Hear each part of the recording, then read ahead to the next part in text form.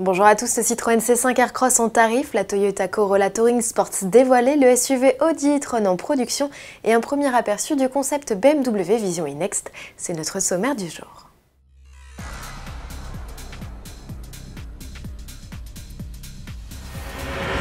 Le cousin du Peugeot 3008 passe la seconde. Présenté en mai dernier, le C5 Aircross s'apprête à rejoindre les concessions.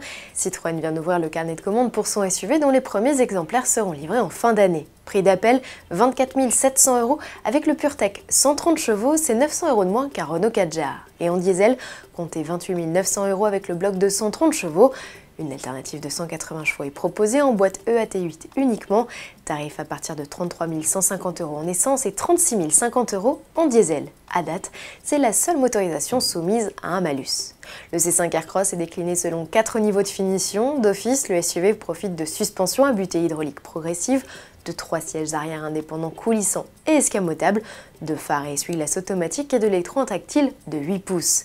À mesure que les prix grimpent, il s'enrichit de la climatisation automatique, de l'aide au stationnement, de jantes alliage, du GPS, d'aide à la conduite, de phares full LED et d'éléments de style distinctif.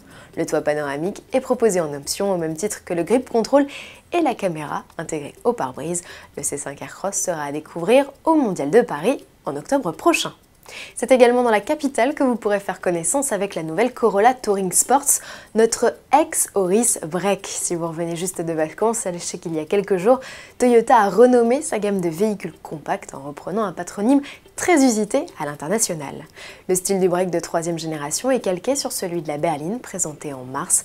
Le constructeur annonce un empattement allongé de 10 cm pour atteindre les 2,70 m. Le coffre est également plus généreux avec un gain de près de 70 litres.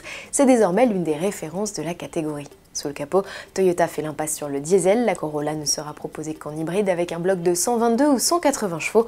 Au rayon des nouveautés, Toyota annonce l'arrivée d'une instrumentation 3D en première mondiale et d'une suspension variable adaptative sur certaines versions. Le mondial de l'auto sera aussi l'occasion de découvrir un SUV électrique, le premier du genre chez Audi. La production du e-tron a débuté à Forest en Belgique. Pour accueillir ce nouveau venu, la chaîne de montage a fait l'objet de modifications de grande ampleur et c'est aussi pourvu de sa propre unité de production de batterie. Le SUV Audi e-tron, qui revendique une puissance de 360 chevaux et une autonomie de 400 km, sera révélé le 17 septembre prochain à San Francisco. Chez BMW, les hostilités démarreront plus tôt. Son SUV, baptisé Vision e-Next, sera officiellement présenté le 9 septembre sur le tarmac de l'aéroport de Munich, en Allemagne. Après quoi, il s'envolera pour les États-Unis, puis la Chine, à bord d'un avion spécialement affrété. Pour l'aspect écologique, on repassera. Le Vision e-Next préfigure le véhicule électrique et hautement autonome voulu par BMW en 2021. Sa production sera assurée par l'usine du constructeur à Dingolfing, en Allemagne. À demain.